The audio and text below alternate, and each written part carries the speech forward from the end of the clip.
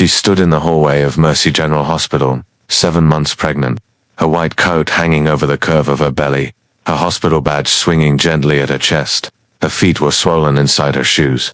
Her back had been aching since 6 that morning. She hadn't eaten anything since a granola bar at her desk 12 hours ago.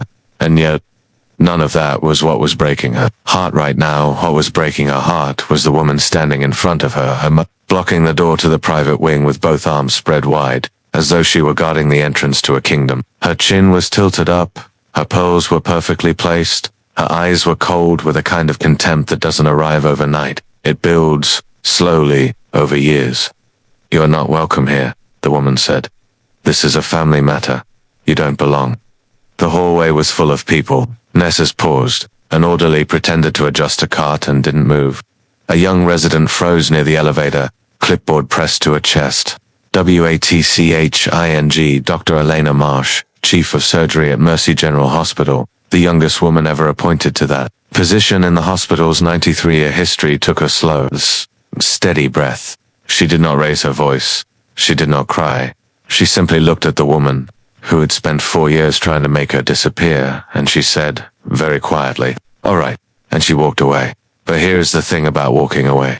Sometimes it is not defeat. Sometimes it is the calm before something the other person never saw coming. Because 27 minutes later, the door those arms were protecting would burst open in a panic.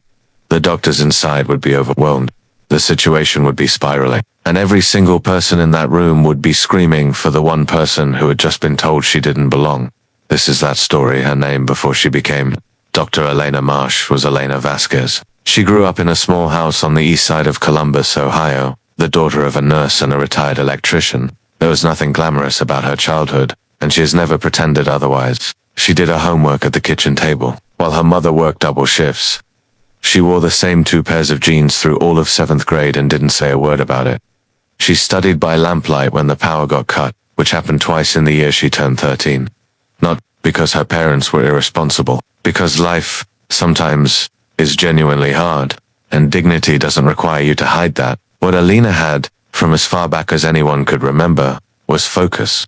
A kind of quiet, burning, unmovable focus that made teachers stop mid-sentence and pay attention when she raised her hand. She wasn't loud, she wasn't flashy, she wasn't the girl who walked into a room and made everyone turn their heads. But she was the girl who, once she decided she wanted something, never once stopped walking toward it.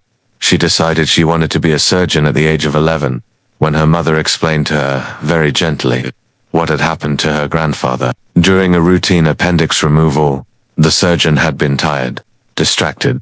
A mistake had been made. Her grandfather had survived, barely, but something in Alina had ignited that day. Not rage, something more focused than rage. A decision, a commitment. She was going to be the kind of surgeon who didn't make that mistake. She was going to be the kind of surgeon who caught other people's mistakes before they became tragedies, and she became exactly that. Medical school at Ohio State, residency at Johns Hopkins, a fellowship at the Mayo Clinic that had the program director writing her a letter of recommendation that, word has it, made the chief of staff at Mercy General weep a little. She joined Mercy General at 31 as an attending trauma surgeon and was appointed chief of surgery at 35, a role that made national medical journals sit up and take notice. But here is what Elena did not do, what made her different from many people who reached that level of achievement. She never made her career the loudest thing in the room. She showed up. She did the work. She mentored young residents with a patience that bordered on saintly. She remembered the names of every patient on her floor. She went home at the end of the day exhausted and usually deeply satisfied. And she never wore her accomplishments like armor, which is exactly how she ended up in the position she was in. Because the man she married, the man who was supposed to love her, to stand beside her, to know her, had never fully understood who she was. Or perhaps, if she was being honest with herself in the quiet of those long hospital nights, she had let him believe a version of her that was easier for him to accept. His name was Carter Marsh. Carter Langdon Marsh. If you wanted the full weight of it, and his family always wanted the full weight of it, he was 38, 6 feet tall, and possessed of the particular confidence that comes not from personal achievement but from a last name attached to money for long enough that it begins to feel like a natural law. The Marsh family owned commercial real estate across 5 states. They had a wing named after them at a university Carter had barely graduated from. They had a table permanently reserved at a restaurant in Manhattan that didn't technically take reservations. Carter himself was not entirely without merit. He was charming in the way that men who have always been given things sometimes are effortless. Warm when he chose to be. Funny in a self-deprecating way that made you forget you were supposed to be noticing something troubling underneath. He worked in the family business, nominally overseeing acquisitions, a role that mostly involved lunches and occasionally signing things his father's lawyers had already decided. He met Elena at a charity gala benefiting the hospital. She was there representing the surgical department, which she had recently been appointed to lead. He was there because his mother had insisted the family attend something medically adjacent after a profile piece about philanthropy opportunities. Elena was standing near the silent auction table, slightly apart from the crowd, reading the descriptions on the items with the focused attention she gave everything. And Carter walked over and said, "You look like you're studying for a test." She had looked up at him. "I am," she said. "I'm deciding whether this weekend getaway to Aspen is actually worth the price point or whether the donor is relying on the free champagne to impair everyone's judgment." He had laughed, a real laugh, surprised out of him. He hadn't been expecting that. They talked for 2 hours. She left before dessert because she had a 7 a.m. surgery. He called the hospital the next day and left a message, which took a certain kind of old-fashioned boldness she found disarming. And they had dinner 3 days later. The early part of their relationship was genuinely good. She is not the kind of person to deny that Carter could be wonderful. He brought her coffee to the hospital on nights she was working late. He learned the names of her residents. He sat through her explanations of surgical procedures with genuine interest, or at least a convincing performance of it. He told her once, in their first year together, that she was the most impressive person he had ever met. And she had believed him. She should have listened more carefully to what came next. "Don't let my mother know too much about the surgery stuff," he'd said, laughing it off, making it sound like a small thing. "She's a little old-fashioned. She thinks women in medicine is fine, but, the leadership thing makes her nervous. She's not progressive, she'll come around." Elena had let it pass. She was busy. She was in love. She was 30 years old, and for the first time in her adult life, she was choosing something other than the next professional goal. And that felt both terrifying and necessary. They got married 18 months after the gala. Small ceremony, Elena's choosing. The Marsh family had wanted something in a vineyard in Tuscany with 300 guests. Elena had asked for something in a botanical garden in Columbus with 40 people and good food. Carter had split the difference and they'd had 120 people in a hotel ballroom, which Elena had accepted with the quiet pragmatism she applied to most things. She had met Eleanor Marsh, Carter's mother, on their third date, and she had understood immediately. Eleanor Marsh was a woman who had organized her entire life around the management of other people's perceptions. She was gracious with a precision that was almost clinical, complimentary in ways that somehow left you feeling smaller, and she had looked at Elena that evening with the particular expression of a woman who has already made a decision and is simply waiting for the world to catch up. "Carter tells me you work at Mercy General," Eleanor had said over dinner. "I do," Elena said. "That's wonderful. Nursing is such a noble profession." Carter had cleared his throat. Elena had smiled. "I'm a surgeon, actually," she said pleasantly. Something had shifted in Eleanor's expression. Not embarrassment. Something cooler than that. Recalculation. "Of course," Eleanor said. "How impressive." But her eyes had said something else entirely. From that dinner forward, Eleanor Marsh had never once, in 4 years, acknowledged Elena's career directly. She referred to her as Carter's wife in professional contexts. She sent holiday cards, addressed only to Carter. She made comments at family dinners about the importance of being present for one's husband that were directed with laser precision at Elena. She had, on one occasion, in front of 12 family members, referred to Elena's schedule as Carter's cross to bear. Elena had said nothing. Carter had said nothing either. And that silence, his silence, was what had slowly, quietly, irreversibly eaten away at something between them. Because here is the thing about a partner who never defends you. You can forgive it once. You can understand it twice. You can rationalize it 3 times. But at some point, the silence becomes a statement. At some point, you realize that the person who was supposed to choose you has, instead, been choosing comfort, choosing ease, choosing to not make things difficult at Sunday dinners, while you absorb the cost of that choice alone. Elena kept working. She always kept working. 7 cases a week, sometimes more. A research paper on trauma outcomes that had been cited 40 times in 18 months. A mentorship program for first-generation medical students she had funded partially out of her own pocket. She was, by every measure that mattered to the people who measured such things, extraordinary. And she was pregnant. 6 months along when the situation truly began to unravel. 7 months by the night the hallway moment happened. The pregnancy had been planned, wanted, a source of deep and genuine joy for Elena, even when it made everything harder. She had accommodated her growing belly around a surgical schedule that would have defeated most people half her age. She had fielded comments from Eleanor about how stressful environments affect unborn children with a serenity that cost her more than she showed. She had come home after 14-hour days to find Carter on the phone with his mother, his voice low, his expression guilty when she walked in. The way it looks when someone is having a conversation they weren't planning to be caught having. What was that? She had asked one night, 6 months pregnant, too tired to soften the question. Now she was just checking in. About what? A pause. About whether you were going to keep working the full schedule. She's worried about the baby. Elena had set down her bag. She had stood very still for a moment. Carter, she said, your mother is not the baby's doctor. I am the chief of surgery at a major hospital. I am more qualified than anyone in your family's address book to make decisions about my own pregnancy, and I need you to be the person who says that to her, not me. You. He had nodded. He had said he would. He had made his face do the thing it did when he intended to follow through. He had not followed through. What happened instead was this. Carter's father, Harold Marsh, a man Elena had always found more tolerable than his wife, mostly because he was largely indifferent to her in a non-hostile way, had a cardiac event on a Tuesday afternoon. Not a full heart attack, a serious arrhythmia, the kind that announces itself with chest pain and dizziness and a sudden, terrifying certainty that something is deeply wrong.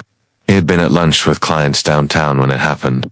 An ambulance had brought him to Mercy General, which was the closest major cardiac facility. Elena had been in surgery when the call came. A 3-hour procedure on a 32-year-old mother of 2 who had been in a car accident. Elena had not been paged about Harold's arrival because she was scrubbed in, and because Harold's condition, while serious, was being managed by the cardiology team. Dr. Raymond Okafor, one of the finest cardiologists in the state, whom Elena herself had helped recruit to the department 2 years ago. She finished her surgery. She scrubbed out. She checked her phone and saw 6 missed calls from Carter and a text that said, Dad is at your hospital, where are you? She had read that text 3 times. She had noted the word your with its implicit accusation. As though the hospital were a personal possession she was withholding, she had noted the capital letters at the end. The performative panic of a man who was frightened and therefore projecting. She had taken a breath and walked toward the cardiac wing. The Marsh family. Carter, Eleanor Carter's sister Vivian's husband Preston, and 2 cousins Elena had met perhaps twice, had occupied the family waiting area outside. The private cardiac suites in the way that very wealthy people occupy spaces.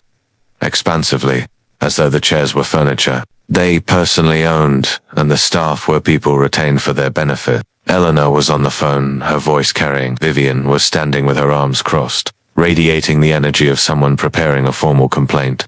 Carter was pacing by the window. He saw Elena and came toward her, and there was something in his face that she could not entirely read. Relief. Yes. But also something defensive.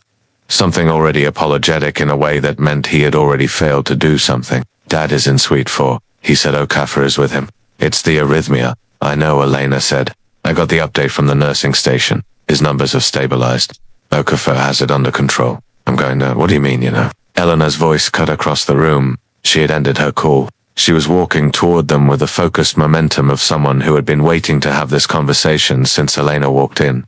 I mean, I received a clinical update, Elena said. Calmly, I'm aware of Harold's current status. You received a clinical update, Eleanor repeated, tasting the words with distaste. From whom? You don't have anything to do with Harold's care. I'm the chief of surgery at this hospital, Elena said. I receive updates on all significant admissions. Something moved through the room. Carter went very still. Vivian's eyes cut sideways to her mother. Eleanor's expression went through several rapid adjustments, like a clock resetting.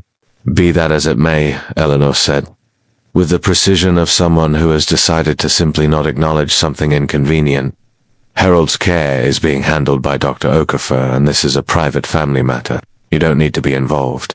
Elena looked at her. I'm his daughter Alon, and I'm your Carter's wife, Eleanor said. Which means you can sit down with the rest of us and wait like everyone else. Unless you have somewhere more important to be. The room was very quiet. Elena felt the familiar tightness across her chest that came when she was in the middle of something she had been in 100 times before but never quite got used to. The specific quality of being diminished by someone who has decided that your competence is irrelevant because your presence is inconvenient. She looked at Carter. Carter looked at the floor. She had given him so many chances. So many quiet, private, dignified moments to step up. To say, simply, Mom, she's not just my wife. She runs this hospital. Please treat her with basic respect. That was all she had ever needed. Not fanfare, not a speech. Just that. He looked at the floor. All right, Elena said. Her voice was perfectly leveled. She turned and walked back down the corridor. Behind her, she heard Eleanor say something to Carter, in a lowered voice, and she heard Carter respond, and she did not turn around to hear what either of them said. It did not matter what they said. Some things, once you have seen them clearly enough, stop being mysterious. She went back to her office. She sat down at her desk. She placed her hands flat on the surface. A baby moved inside her, a slow, definitive roll as she pressed one hand briefly to the curve of her belly, a small private communication between them. Then she pulled up Harold Marsh's chart on her screen. Because even if Eleanor didn't know it, even if Carter had spent 4 years failing to say it, even if everyone in that waiting room believed, she was just a wife sitting quietly at the periphery of a family that had never truly let her in. She was still the chief of surgery. She read the chart. Okafor had done excellent work. Harold's arrhythmia had been brought under control with medication. His vitals were stabilizing. There would be a recommendation for further testing. Likely, a procedure within the week to address the underlying structural issue. Nothing about it was immediately surgical, but there was a notation at the bottom of the chart that made Elena sit very straight in her chair. A secondary finding. Incidental. Something the cardiology team had flagged as worth monitoring. Not immediately alarming, but a notation that made Elena, with her specific experience in trauma and surgical outcomes, go very cold and very focused very fast. Harold Marsh had not just had an arrhythmia. There was evidence on the imaging, a shadow, barely visible, almost easy to miss if you weren't looking for it, of a potential dissection in the descending aorta. Not fully confirmed. Not the primary finding, but there's... And in Elena's 12 years of surgical experience, she had seen this presentation 3 times. Twice, the patient had been managed conservatively based on the initial cardiac assessment. Twice, within 48 hours, the dissection had progressed catastrophically. The 3rd time, someone had caught it early. The patient had gone home. Elena picked up her phone. She called Raymond Okafor directly. Ray, she said. Harold Marsh, Sweetfoot. Have you seen the secondary aortic notation on the CT? A beat. The sound of Okafor pulling up the file. Then a long silence that told her everything she needed to know about whether he had fully processed it. I saw it, he said slowly. I flagged it for monitoring. Probability of progression is I've seen this presentation before, Elena said. 3 times. I want a surgical consult on him tonight. I want a vascular team available, and I want to talk to his family about escalating the imaging. Another pause. Elena, his vitals are stable. The cardiac issue is the primary. Her voice was quiet and absolute. I am not asking you to change your treatment plan. I am asking you to let me look at him. Because if I'm wrong, we lose nothing. And if I'm right and we miss it, Harold Marsh will be dead by Thursday. Silence. I'll meet you at his room in 10 minutes, Okafor said. She stood up. She put on her white coat. She walked back down the corridor toward the cardiac wing. She turned the corner and came face to face with Eleanor Marsh. Eleanor had, apparently, positioned herself in the hallway outside Harold's suite with a determination that had moved her beyond the waiting area. She was standing directly in front of the door, and when she saw Elena walking toward her with purpose white coat, badge, the unmistakable body language of someone who was going somewhere specific for a professional reason, something in Eleanor's face moved from social contempt to something harder and more defensive. She spread her arms. She actually spread her arms across the doorway. I told you, Eleanor said. This is family business. You are not going in there. Elena stopped. She was close enough to see the tension in Elena's jaw, the set of her shoulders, the way her hands were trembling slightly, not with fear, but with the effort of someone who has spent so long performing certainty that the performance has become indistinguishable from instinct. Mrs. Marsh, Elena said, keeping her voice entirely professional. I need to examine Harold. I believe there may be a secondary condition that requires immediate surgical evaluation. Harold is being cared for by Dr. Okafor, Elena said, who was recommended to us by our family physician. We don't need additional consultants showing up uninvited. I'm not uninvited. I'm the chief of surgery. You are my son's wife. Eleanor's voice was ironed. And right now you are a woman who is 7 months pregnant and clearly working too hard and inserting herself into a situation where she is not needed. Go sit down, Elena. The hallway felt enormous and silent. Somewhere behind Eleanor, through the closed door, a monitor beeped steadily. Elena looked at the woman in front of her. She thought about 4 years of holiday dinners. 4 years of being called Carter's wife. 4 years of watching her husband choose the path of least resistance. While she stood alone in the space where his support should have been, she thought about the word uninvited, set to the chief of surgery in her own hospital. She thought about the shadow on Harold's imaging, and she thought about the patient who had gone home. All right, she said. She pulled out her phone. She dialed 3 digits. This is Dr. Marsh, she said when the line connected.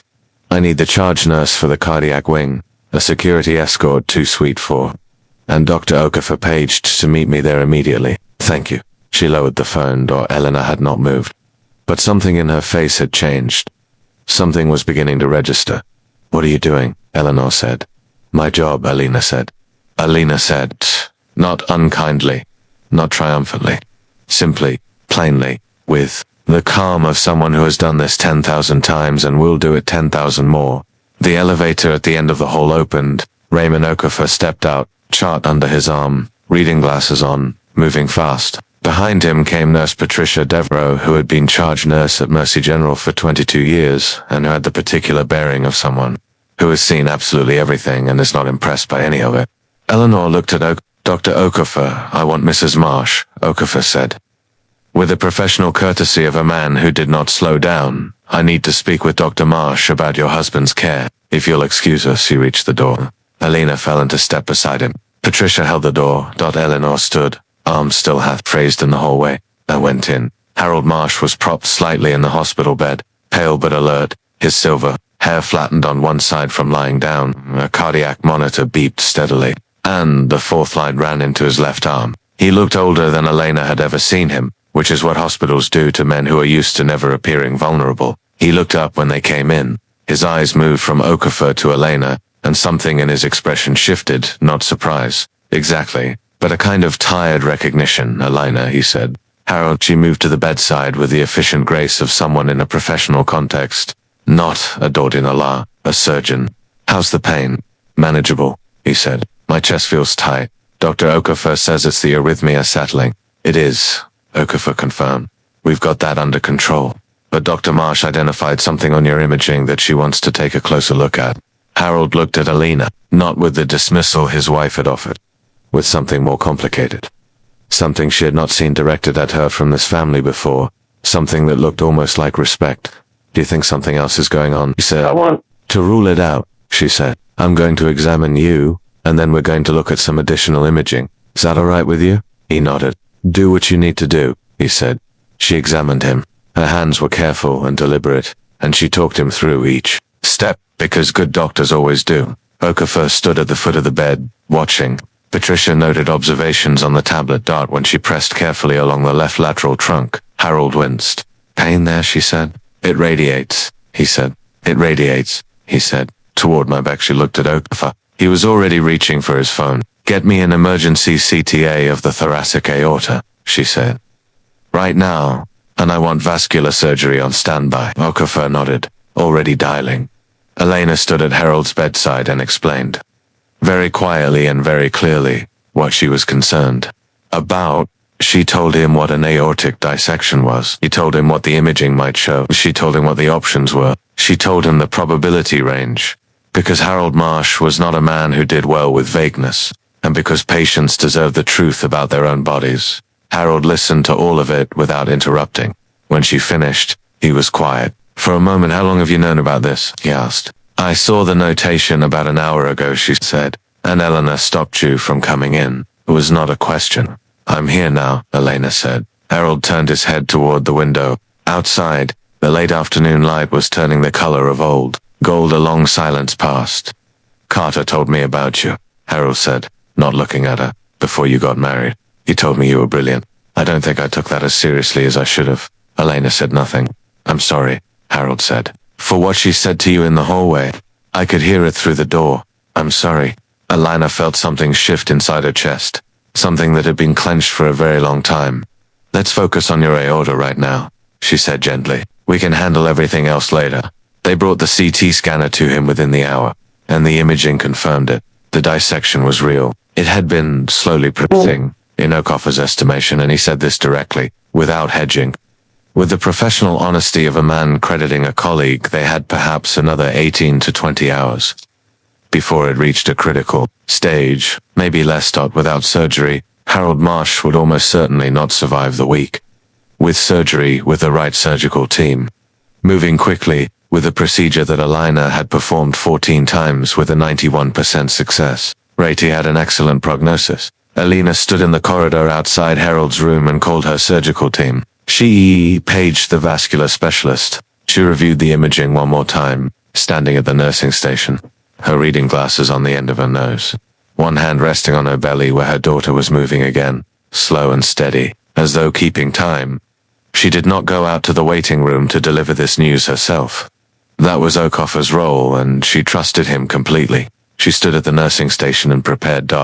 She heard it anyway, Okoffer's voice, calm and precise. Then Eleanor's voice, rising, then Carter's voice, saying something she couldn't make out, then silence. And then footsteps, fast, coming down the hallway. Carter came around the corner and stopped when he saw her. He looked like someone who had just been told something that rearranged everything he thought he knew about a room he'd been standing in for years. His face was pale, his tie was loose. He had his father's eyes, and right now those eyes were doing something she had not seen them do before. They were ashamed. Elena, he said, the procedure is scheduled for 7 a.m. tomorrow, she said. We'll go in laparoscopically if the dissection hasn't progressed overnight. If it has, we convert to open. The team is excellent. Your father is strong. I have every reason to be optimistic. You're going to do the surgery? To my department, Michael. Yes. He was quiet for a long time, and the monitor beeped down the hall. Someone paged a doctor over the intercom. The ordinary machinery of a hospital doing its ordinary, extraordinary work. She told you that you didn't belong, he said. My mother. You told me that happening was your biggest fear when we got married. That she would say that to you. Do you remember? Elena remembered. I let it happen, Carter said. Over and over. I let her do it. I don't have an excuse. There isn't one. No, Elena agreed. There isn't. Are you going to leave me? The question landed quietly in the space between them. She looked at her husband, this man she had loved, this man who had made her laugh, this man who had also made her small in a way she had spent too long allowing, and she felt something very clear and very honest move through her. I don't know yet, she said. But right now, I'm going to save your father's life, and we're going to talk about everything else after that. Carter nodded. He looked like a man who understood, perhaps for the first time, that he was not owed forgiveness, that it would have to be earned carefully, over a long time, if it came at all. He looked at her belly, at the curve of the daughter they were going to have together. Does she know, he said softly, what her mother does? Elena almost smiled. She's going to, she said. Eleanor Marsh came to her next. This was not expected. Elena had returned to her office to review the surgical plan when she heard the knock. 2 sharp, precise raps, the knock of a woman who does not ask permission. She looked up and Eleanor was in the doorway, still in her pelts, but something about her bearing had changed. The width of it, the expansiveness had compressed. She was not smaller, exactly, but she had been made aware of her own dimensions in a way she hadn't been before. May I come in? Eleanor said. Elena looked at her for a moment. Then she gestured to the chair across from the desk. Eleanor came in. She sat.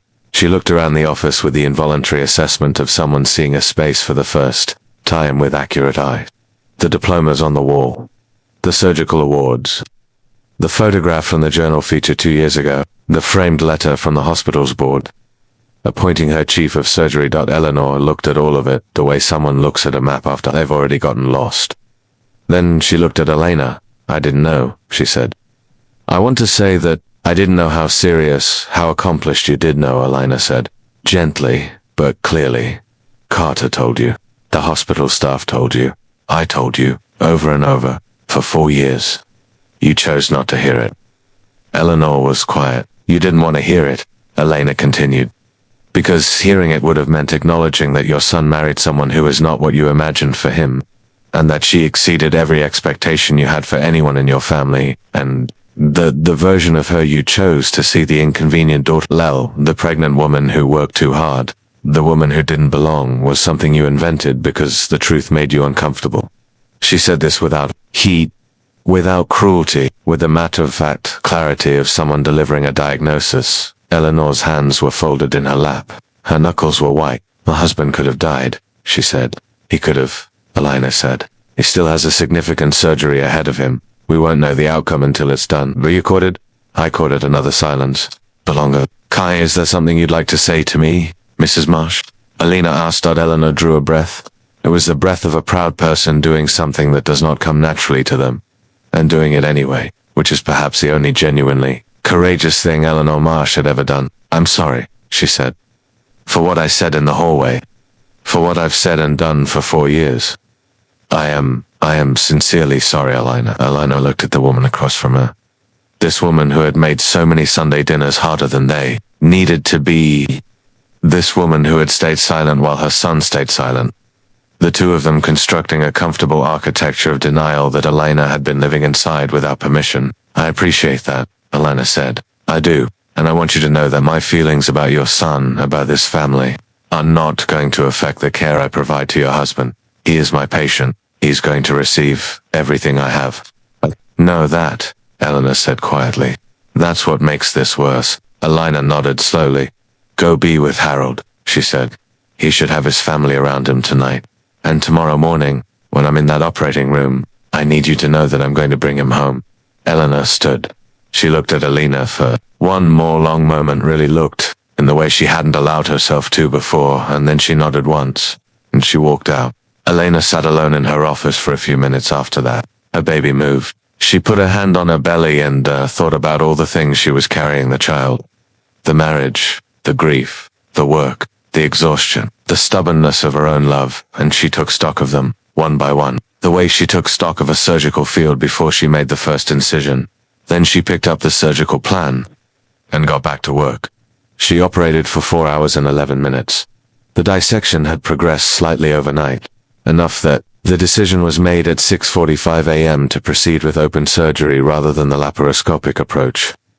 Elena had known this was possible. She had prepared for it. She had spoken briefly to her vascular surgical partner, Dr. James Wren, whose hands were among the steadiest in the state, and they had agreed on approach, contingency, every variable they could control. Carter was in the waiting room. Eleanor was with him. Vivian had arrived early. Harold's brother had flown in from Phoenix at midnight, and was sitting in the corner with a rosary. He wasn't technically supposed to believe him, but held anyway, because some things transcend doctrine. Patricia Devereaux told me later that the waiting room was the quietest she had ever seen a Marsh family gathering. They sat, they waited. They did not perform. Grief has a way of stripping the performance out of people, at least temporarily. Inside the operating room, Elena was entirely herself, not Carter's wife, not Elena's inconvenience, not the pregnant woman who worked too hard or the woman who didn't belong. She is the surgeon. She was precise and calm and deeply unshakably sure. She talked her team through each step in the low, clear voice that her residents had come to recognize as the sound of someone who has made peace with difficulty and is simply moving through it. Her hands did not shake. They never shook. Even at 7 months pregnant, even on 4 hours of sleep, even carrying everything she was carrying, they did not shake. Harold Marsh had a significant aortic dissection, extending further than the initial imaging had shown. It required 2 hours of vascular repair, more complex than anyone had anticipated. There were 2 moments, one at the 90-minute mark, one near the end where the tension in the room increased and the monitors sounded different, and a lesser surgeon might have made a different choice. Elena made the right choices. She always made the right choices. At 11:22 a.m., she walked out of the operating room. pulled her surgical cap from her head, and told the circulating nurse to update the family. Harold Marsh was stable, and the repair was complete, barring unforeseen complications, and she did not anticipate any. He would recover fully. She stood for a moment in the corridor outside the OR, leaning slightly against the wall, hand on her belly. Breathing, just breathing. Patricia came around the corner with a cup of orange juice and a granola bar and handed them to her without a word. Which is the kind of love that only comes from 22 years of knowing someone through the specific intimacy of emergency. Thank you, Patricia, Elena said. No, Dr. Marsh, Patricia said. Thank you. She went to the waiting room herself. She made that choice deliberately. When she came through the double doors, still in her surgical scrubs, the Marsh family rose, collectively from their chairs like something responding to gravity. Carter reached her first. He stopped about 2 feet away, not touching. Looking at her with an expression she had not seen on his face in a very long time, the completely unguarded version of him. The one she had fallen in love with at a charity gala, the one that had no performance in it at all. He's good, she said. The surgery was successful. He's in recovery. You'll be able to see him in about 2 hours. The relief that moved through the room was physical. Eleanor sat back down heavily. Vivian pressed her hand to her mouth. Harold's brother closed his eyes and moved the rosary through his fingers. Carter looked at Elena for a long, long time. Thank you, he said, and then, lower just for her. I don't know how to be enough, but I want to try to figure it out. If you'll let me. She looked at him. She thought about what she wanted. She thought about what she deserved. She thought about the baby moving inside her, about the family this child was going to be born into, about what it would mean to build something new versus walk away from something broken. She didn't answer him then. She told him they'd talk. She meant it. 3 weeks later, Harold Marsh was discharged from Mercy General. He walked out under his own power, which the surgical team had told him was possible, but which no one had been entirely certain about in those first 72 hours. He walked with a cane, temporarily, Elena assured him, and he was thinner and quieter and noticeably different in the way that people who come close to death sometimes are. Not diminished. Clarified. He stopped in the lobby. Elena was there. On her way from one wing to another, her badge swinging, her belly now, and nearly 8 months, and unmistakable. He stopped when he saw her, and she stopped when she saw him, and they stood there in the lobby of Mercy General Hospital among the ordinary traffic of patients and visitors and staff. Harold Marsh, one of the wealthiest men in the state, a man who had his name on buildings and reserved tables and who had never in his life been told what to do by anyone, looked at his daughter -in-law. He extended his hand. Not a handshake. Something more deliberate. He extended his hand the way you extend it towards someone you are acknowledging. Someone you are seeing, truly, for the first time. Elena took his hand. My son is a fool, Harold said, but he is trying to be a better one. I hope you'll give him the chance he has. One chance, Elena said. I want you both to understand that. Harold nodded. That's fair, he said. That's more than fair. The story of what happened in that hallway, Eleanor Marsh, arms spread, telling the chief of surgery that she didn't belong, did not stay private for long. These things rarely do in hospitals. Patricia Devereaux told her daughter, who worked in hospital administration. The story moved through the nursing staff, then to the residents, then to the attending physicians. Within a week it was in the break room at Mercy General in full detail. Within a month it had acquired the particular legendary quality that stories get, when they contain exactly the right combination of injustice and reversal. The resident who had frozen by the elevator that night, a second-year named Donnie Park, who would go on to become one of the finest surgical residents in the department's history, came to Elena's office 3 weeks after the surgery. I'm sorry I didn't say anything, Donnie said. In the hallway, when his mother, you were a second-year resident, Elena said. It wasn't your place. It was someone's place. Yes, Elena agreed. It was. Donnie Park sat quietly for a moment. Then she said, Can I ask you something, Dr. Marsh? When she told you that you didn't belong, when you said all right and walked away, were you scared? Or were you already planning? Elena thought about this honestly. Both, she said. I was scared, and then I was planning. Fear and purpose can exist at the same time. That's something I want you to remember when you're the one they're trying to stop from walking through a door. Donnie nodded. She looked at Elena with the expression of someone filing something important away in a place they will return to for the rest of their life. 4 months later, In the early morning hours of a Tuesday in October, Elena Marsh went into labor. Her daughter was born at 3:47 a.m. at Mercy General Hospital, delivered by Elena's own OB, Dr. Priya Nair, who had taken care of Elena throughout the pregnancy with the particular attentiveness she reserved for patients she also considered friends. Carter was there. He had been there since midnight, sitting in the chair by the bed, holding Elena's hand through contractions, and saying very little because he had spent the last 4 months learning imperfectly, but genuinely the difference between filling space with words and actually being present. He had been to therapy. He had had difficult conversations with his mother that Elena had not been in the room for, but that Carter had reported back with the honest specificity of someone committed to transparency even when it cost him. He had not been perfect, he had stumbled, but he had not stayed silent again, not once. When the baby came, small, furious, magnificent, arriving into the world with the particular indignation of someone who has been somewhere warm and does not appreciate the interruption, Carter cried in a way that cracked something in Elena's chest and rearranged it into a new shape. He held his daughter against his chest. He looked at Elena. "She has your hands," he said. "They're already perfect." Elena laughed. She was exhausted and emotional and in the way of all new mothers. She was simultaneously the most vulnerable and the most powerful she had ever felt. "She's going to be trouble," Elena said. "Good," Carter said. "She should be." They named her Ada Patricia Marsh, the middle name for Patricia Devereaux, who had been asked and had cried in a way that was entirely unlike her usual professional composure, which everyone in the department agreed was one of the most touching things they had ever witnessed. Eleanor Marsh came to the hospital the morning after the birth. She came with flowers, not the kind of extravagant arrangement she would have sent to a social event, but something simpler, something personally chosen, which was its own kind of statement. She stood in the doorway of the room and looked at the baby and at Elena, and she did not perform anything. "She's beautiful," Eleanor said. "She is," Elena agreed. "I'd like to be her grandmother," Eleanor said. "If that's it, you'll allow it. I know I haven't given you reasons to trust that."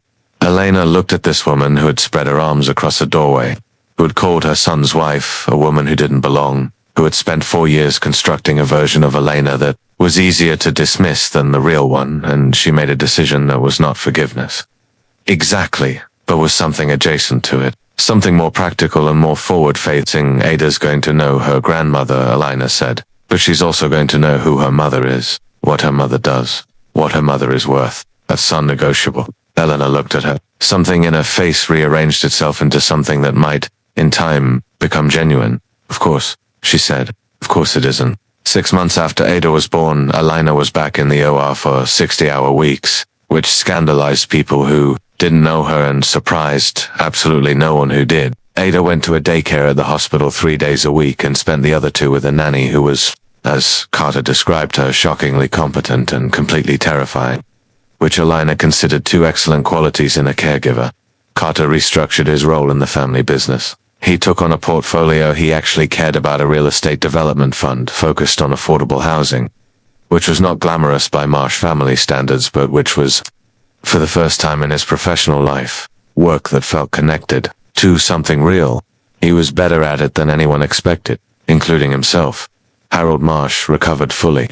He sold the Manhattan restaurant table reservation and bought a boat instead, which the family considered a significant personality development. He came to Mercy General once, 3 months after his discharge, to attend a ceremony at which a new surgical wing was being dedicated, the Vasquez Marsh Surgical Center, named after a significant donation that Harold had made. In a moment of clarity that he described to Carter as the only financial decision I've ever made that I was completely certain about. At the dedication ceremony, Harold stood at the podium before a room of doctors and nurses and hospital administrators and board members. And he told the story. He told all of it. He told it honestly, beginning with the hallway, beginning with his wife's arms spread across the door, beginning with himself lying in that room, unable to protest because he hadn't known what was happening outside. He told it the way Harold Marsh told all things in this new post-surgery era, plainly, without ego, with the slightly stunned quality of a man who is still adjusting to having seen himself. Clearly the room was very quiet while he talked. "Came in anyway," he said. "She found a way through the door that my wife was blocking, because that is what she does. She finds the way through, and my life is the proof of it." He paused. He looked at Elena in the front row, Ada on her lap, Carter beside her, Patricia Devereaux in the seat next to that. The wing is named after her mother's family name, Harold said. Because I wanted it understood not just today but permanently. In the structure of this building that Alina Marsh was not built by our family. She arrived complete. We are simply fortunate enough to have been in her path. The room applauded. Ada, unimpressed by ceremony but responsive to noise, grabbed a fistful of Elena's lanyard and began to chew on it with tremendous focus. Elena laughed. She laughed the way she had not laughed in a long time, fully, without calculation, from somewhere deep and unheld.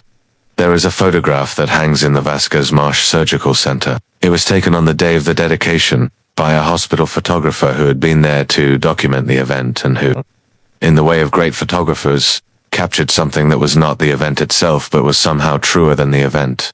In the photograph, Alina Marsh is standing in the hallway outside what used to be Suite 4 in the cardiac wing. She is in a white coat. Her badge is clipped to her lapel. Ada is on her hip, small and round and suspicious, looking in the way of all infants encountering the world. Alina is not looking at the camera. She is looking down the corridor, and her expression is the one she has when she is thinking ahead, planning, assessing, already 3 steps into a problem that no one else has seen yet. The hallway is empty around her. The door that Eleanor Marsh once blocked with outstretched arms is open behind her. She is walking through it. She is always walking through it. People ask Elena sometimes what the hardest part was. Not the surgery, not the marriage, not the years of being minimized. They usually mean the hallway moment. That specific Tuesday evening when Eleanor stood in front of the door and told her she didn't belong. Elena thinks about this question more carefully than you might expect. She is a precise person. She likes to give accurate answers. The hardest part, she says, was not proving her wrong. That was straightforward. You practiced, you prepare, you show up. The hardest part was not letting her version of me become the version I walked around with. The hardest part was knowing who I was in a hallway where no one else did. She, 7 months pregnant, feet swollen, back aching, standing in front of a woman who had spent 4 years telling me I didn't belong. The hardest part was not believing her.